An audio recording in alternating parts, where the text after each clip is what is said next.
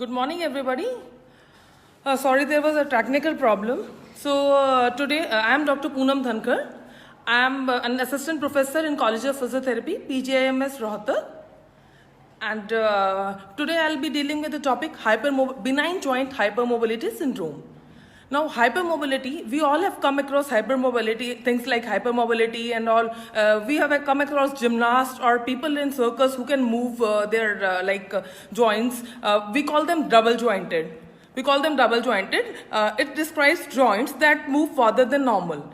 When you think of hypermobility, you might expect some kind of stretchiness. Their cheeks may stretch more than normal or not the neck skin. We can expect such things. Hyperextensible elbows, people may demonstrate. You can see, I don't have hypermobile knees, hyperextensible knees, which again I don't have. And palms flat, we may have seen people palms flat on the floor while bending forward. We have seen such things, but most of us don't have. Pinky finger, I can move my pinky finger, I cannot move it beyond, it is not hyperextensible. But some people can do. These are all venues which some people can do while others cannot. We can think of many cases in which joint hypermobility can be a real asset. We see dancers, we see gymnasts, we see sports persons, musicians. This hypermobility allows them to function at a higher level. Then what is the problem about being too flexible? Why are we talking about this? If it is an asset, so why are we discussing this and all? This is because the problem is there. This is being like the joints are like a door with loose hinges. If a door is there, it is having loose hinges, so it can be close the door over and over again. What will happen? Will chip the edges or the door will be damaged. In short, injuries will occur. So people who are overly flexible will have pain and injuries because their hinges are loose. And because joints are hyperextensible, obviously they are going to hurt. A classic person with more flexibility will be sore afterwards. Sore, not only the muscles will be sore, but even the joints are sore. We'll take the example of a hypermobile girl. A girl is there who is having hypermobility. She is having knees that are hyperextensible and she is playing soccer. Even when others are her physiotherapist had advised against it or something, but she still wants to play soccer. She's playing soccer, but after a long bout, like she's having a game or a long time practice, so her knees will be sore. The joints which are being overused will be sore, while the joints which are less used won't be sore. So such things will occur. And what about upper limb? Her hands will be sore if she writes a long essay. So this hyperextensibility becomes a problem and it affects our physical and psychological well-being. Let's start with our lecture. What I hope to cover is,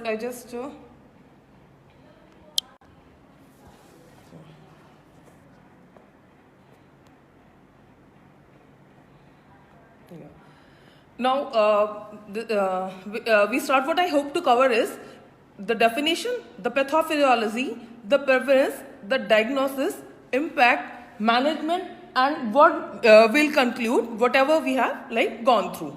First comes the definition. Hypermobility syndrome has been defined as a generalized joint laxity with associated musculoskeletal complaints in the absence of any rheumatic disease. The primary manifestation is what is excessive laxity of multiple joints. Hypermobility syndrome is different from localized joint hypermobility and other disorders that have generalized joint hypermobility. We should discuss about the cases whenever there is an injury. Ligaments are the support in our joints. Whenever there is ligament injury or chronic stress is there, the ligament may become lengthened, which leads to localized joint hypermobility. This is quite different from BGHS. Other disorders like Ehlers-Danlos, EDS, rheumatoid arthritis, lupus, Marfan syndrome, these also lead to joint hypermobility. Next comes the pathophysiology. The pathophysiology is not clear. It is not yet understood. The disorder appears to be a systemic collagen abnormality. Ratio of there are different type of collagen what are found in our body. The ratio of type 1 to type 3 collagen is decreased in skin. Individuals with hypermobility syndrome also have deficits in their joint position sense. Next comes the prevalence. Prevalence is quite difficult to estimate because generalized hypermobility is a relatively common phenomenon, and not all patients who have generalized hypermobility go on to develop benign joint hypermobility syndrome. It has a highly variable presentation also. So generalized joint laxity is commonly seen in healthy individuals who don't have any complaints. Hypermobility that is not associated with systemic disease occurs in 4 to 13% of the population. Hypermobility diminishes as one ages, and it also appears to be related to sex and to race. Like it is more common in girls, that is the female sex. The prevalence of joint laxity is quite high in school children, as high as 64.6%. Girls are found with a higher degree of joint laxity than boys at any age, and more so in children. Children with BJHS may present with a variety of neuromusculoskeletal complaints like joint pain, muscle pain, back pain, muscle weakness, etc. Despite this, it is likely underdiagnosed by physicians due to its highly variable clinical presentation. There is no confirmatory test, lab tests are not there, and also there are controversies which are regarding its etiology and pathogenesis. Clinical examination is quite important in the diagnosis of joint hypermobility syndrome, and it cannot be overstated. The history and physical exam serves three major goals: to screen for generalized joint hypermobility, to determine the extent of disease burden, and to help exclude other connective tissue diseases characterized by generalized joint hypermobility. It is diagnosed through clinical examination, and lab tests are used to rule out other disorders that may cause multiple joint hypermobility. The degree of hypermobility can be assessed and documented by the Baton score. Baton score incorporates 5 simple maneuvers to calculate a score between 0 and 9. A Baton score greater than equal to 4 in addition to arthralgias for longer than 3 months in 4 or more joint constitutes the major criteria for the Brighton criteria is there. Another scale is there, Balbina score. Balbina score provides the best ability. It has the best ability to distinguish individuals with HMS and those who don't have HMS. This slide shows what the Baton's criteria is. Maneuvers are there. Points are given from 0 to 9. Like first maneuver is apposition of thumb to the flexor aspect of the forearm. 1 point for each side with a maximum score of 2. Passive dorsiflexion of MCP joint, like what I was saying about pinky finger, it is extended to like dorsiflexion to 90 degrees. If it is there, 1 point for each side will be there. Maximum score would be 2. Passive hyperextension of the elbow greater than 10 degrees. Obviously for this, not just visual estimation is enough, we'll have to have a goniometer for this. 1 point would be there for each side. Passive hyperextension of the knee greater than 10 degrees, 1 point for each side with a maximum score of 2. Then forward flexion with the hands flat on floor, knees should be extended. 1 point for the procedure, maximum score would be 1. So if the patient is able to complete all these maneuvers, then this would go to a total of 9. This Balbina score is there. Baton's we have already done. Goniometer may be used for assessment of joint mobility. Next is the Brighton criteria. Brighton criteria was developed which utilizes the Baton score, and it has major and minor criteria. Major criteria involves Baton score of greater than or equal to 4, arthralgia for longer than 3 months in 4 or more joints. Minor criteria is there. For diagnosis, 2 major criteria should be there: 1 major plus 2 minor, 4 minor, 2 minor, unequivocally affected first degree relative in family history. Next comes the impact. It has a high impact. It is obviously it has a negative impact. Also it has a variable presentation. Most patients come to attention only because of their joint complaints. Although benign joint hypermobility syndrome manifests itself in childhood, symptoms may appear at any age. Only about 3.3% of women and 0.6% of men will develop chronic pain, fatigue, or other complaints that closely resemble and may be considered a chronic pain or fatigue syndrome in its own right. Obviously, it will have a negative impact on gait, proprioception, quality of life, range of motion, and strength in children.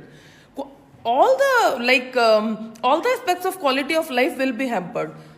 It will have a negative impact on physical aspects of quality of life, social aspects, psychological aspects, all will be negatively impacted. Lower limb proprioception will be affected.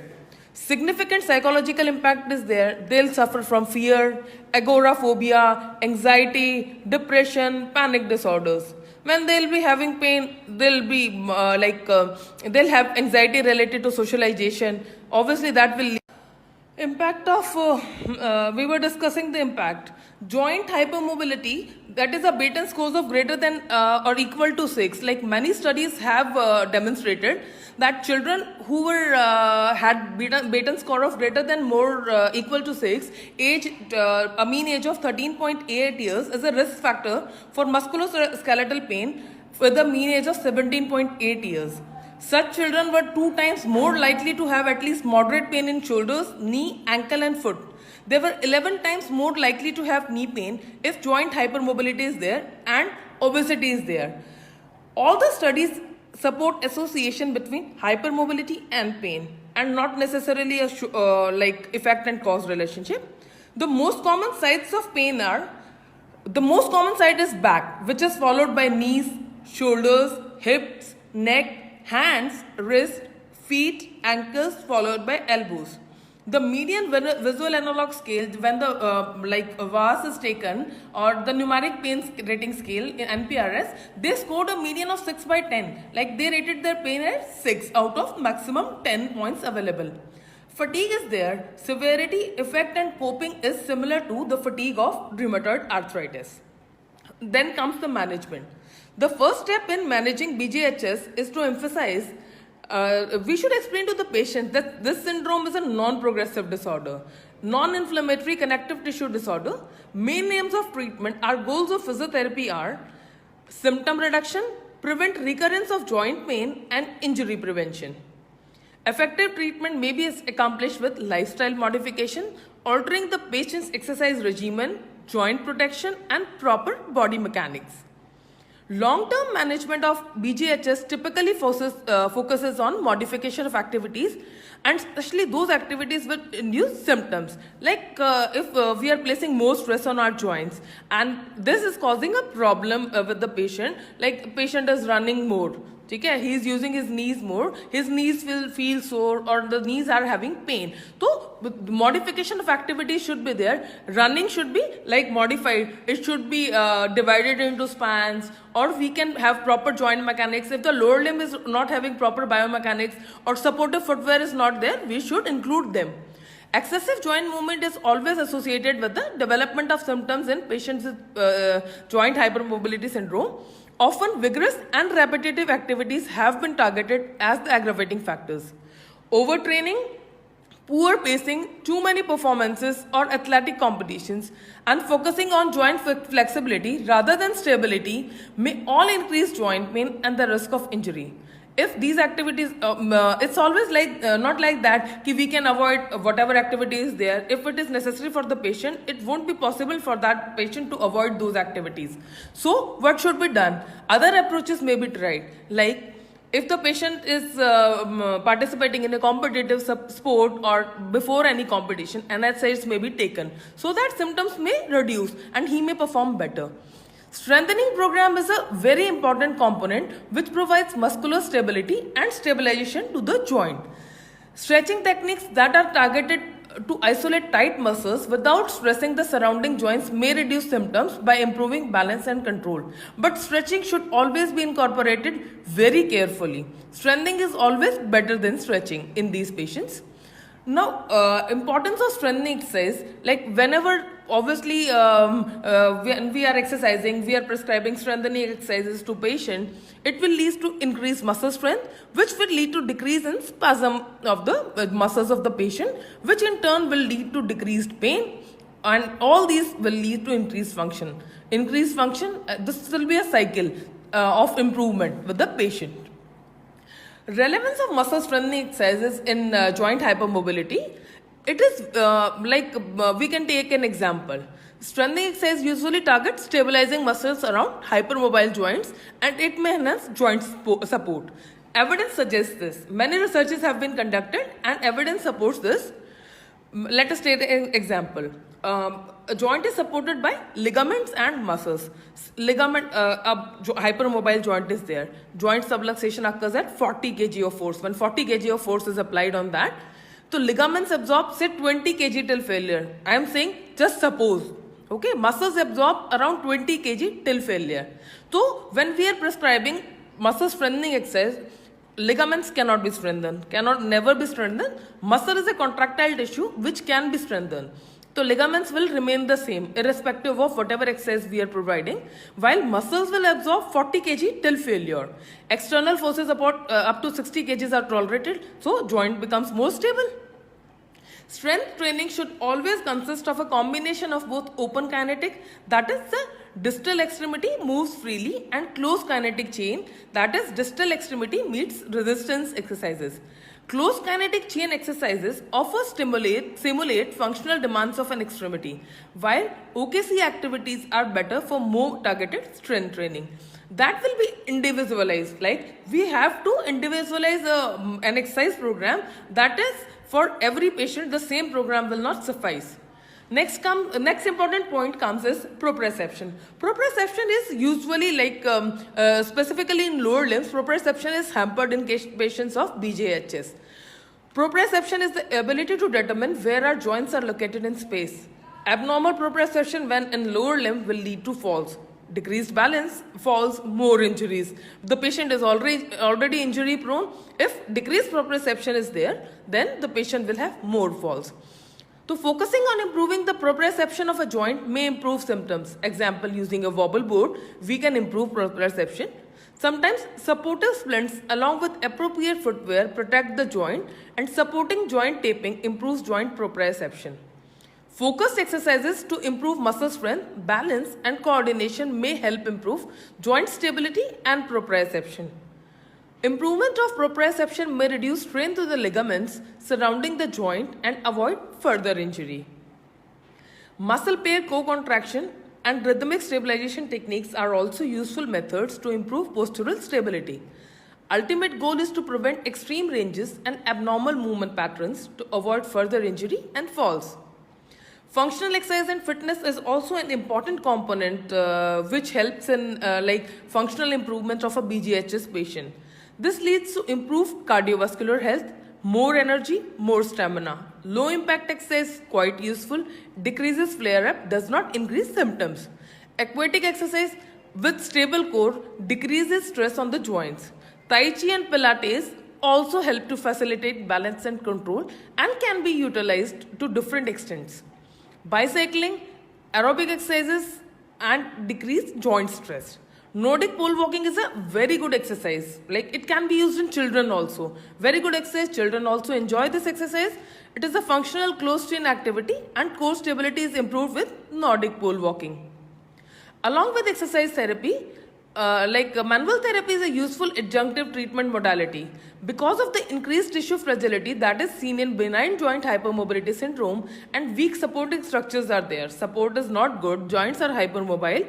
So gentle techniques like facilitated positional release and counter strain are good alternatives for this. Now to conclude this, we have all gone through what exercises should be prescribed or we can improve proprioception. So basically we have understood that BJHS has a significant negative impact on physical and psychological well-being. Diagnosis and management is suboptimal at present times. Health professional and patient education is the we have all gone through what exercises should be prescribed or we can improve proprioception. So basically we have understood that BJHS has a significant negative impact on physical and psychological well-being. Diagnosis and management is suboptimal at present times. Health professional and patient education is the key. Needs a long-term condition management approach, not single acute joint. Obviously, when a single joint is injured or subluxated, we have to look upon that joint particularly. But basically focusing on a single joint won't help to improve the quality of life of the patient or better like rehabilitation of the patient. It should be a wholesome approach. Physical therapy can help. It can help very much. Basically, presently the scenario is like joint hypermobility syndrome children and patients are like not being referred to physiotherapy much. But this should not be the general case. More and more referral obviously will help the patients to like become functionally rehabilitated, fully functional, and their quality of life will improve, physical well-being will improve, psychological well-being will improve. There are a lot of studies.